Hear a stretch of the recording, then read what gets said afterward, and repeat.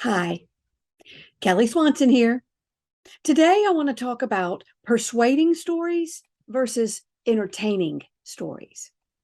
Now, when I teach people how to use story as a strategy in my persuasion principle course, people can often they can get confused at all the work that we do before we ever even craft a story. Now, the reason for this is often because they're trying to apply my strategies, the formula, the structure, the data gathering, etc., to a story whose only intent was to be entertaining.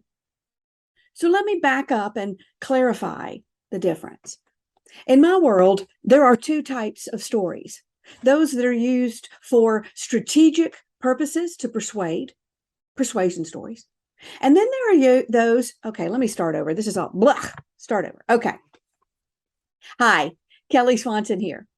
I'm here today to talk about persuading stories versus entertaining stories.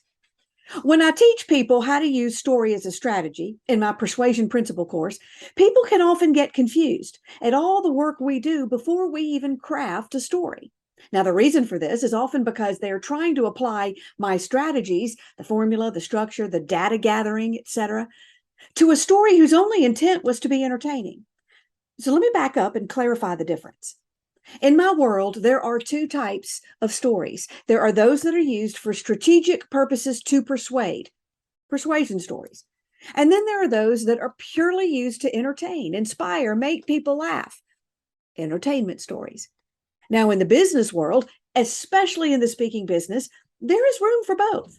And your style and business model will often dictate what kinds of stories you will utilize in your speech, expertise, and the marketing of it.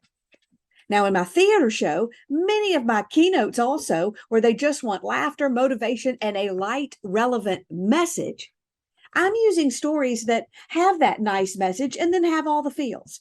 And often I'm going into entertainer mode. And I usually want three really strong stories in a keynote. Now, some say there's no place for this model in the speaking business. You're an expert who speaks. Well, they're wrong. Now, when I'm teaching people in business how to persuade, my stories aren't chosen and written for entertainment. They're meant to illustrate a point, persuade my listener in different ways on many different levels.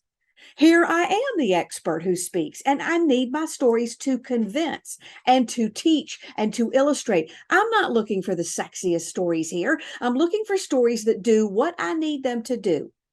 Then I make them sexy.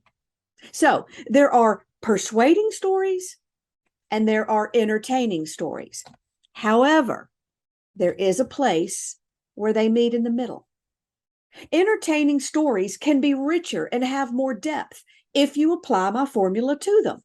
I have taken purely funny stories, Chub Rub Girl, for example, and gone back and created more structure underneath it. The change in the impact on the audience was palpable. The story became richer when I made it more persuasive. Now, persuasive stories, on the other hand, don't have to be boring. Why not add some entertainment and get 4 more laughs in that persuasive story? Laughs are gold.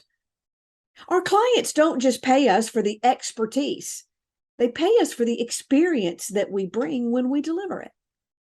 So when you're working with me or learning from me in Story Impact Academy, which is amazing, by the way, or bringing me in to teach your businesses the concepts behind the persuasion principle, whatever manner it is that you come to learn from me, don't let yourself be confused. If all the work we do on a story seems like overkill to you, it may be that you're trying to create an entertaining story with a light, relevant message instead of a persuasive story. Or you do want to persuade, but all you have is an entertaining story with a light message.